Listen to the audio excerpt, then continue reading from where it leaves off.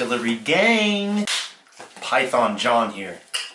Back with another one. My pre-practice video, if you will. Pre-match video. I'm going to try to do these pretty consistently to stay active, kind of give you my insight on what might happen this weekend. It's extremely hard to bet against somebody who benches over 600 plus pounds, especially when we're talking about a strength sport, which arm wrestling is. Sid is a fridge animal, massive human being, and in the straps it's almost unexplainable what you're holding on to. And that to me goes for anyone. Pro at his weight might be a different scenario. Miguel is not at his weight right now.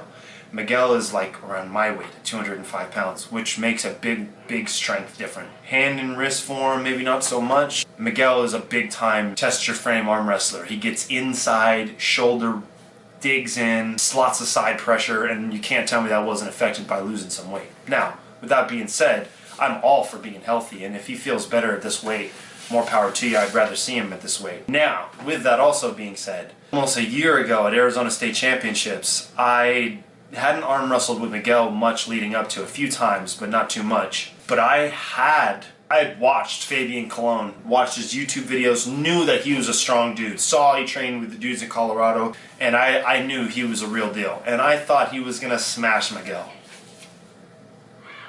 I mean, that will be the last time I ever bet against Miguel. Since then, I have been a Miguel fan through and through. I just am blessed to be able to watch him in my backyard arm wrestle here. A legend of Arizona arm wrestling. Taught so much of our guys so much. Experience factor, you got to think would go to Miguel, right? And how much does that really mean? I mean, it means a lot. Elbow's going to be more seasoned. I would think the shoulder's going to be more seasoned. Speed's going to definitely be on Miguel's side. Hard one to call. Hard one to call. Let's say that I would not put money on this one. Instincts go to make me think that it's either going to get over and done with really quickly, or it's going to be a freaking inside war like nuts. Strap inside war, just sweating it out, and nobody wants to be in that. Could be a grinder, a lot of fun to watch. I will do my best to get the matches up by Monday. These matches are taking place on a Sunday. Usually it's going to be on a Saturday and the video will be out by Monday. But I will do my best to get you guys the footage. Also wanted to talk a little bit about the matches that we'll be having here on the 21st, on the 4th, and then going forward after that every 2 weeks. I only have enough time and space for 5, maybe 6, at the very most 6 matches per one of those practices. And here's the reason why. I only have one camera that's going to be filming for the artillery. So that only means one camera, one table. So I can't be having alternate matches happening at one time to try to save time. If it's 6 matches, most likely, without a choice, we're going to do best of 3 instead of best of 5 so that we can run through them.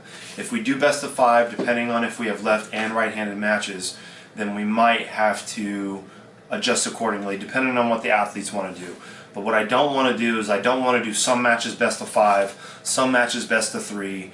All rules will be for all the athletes that are competing that day.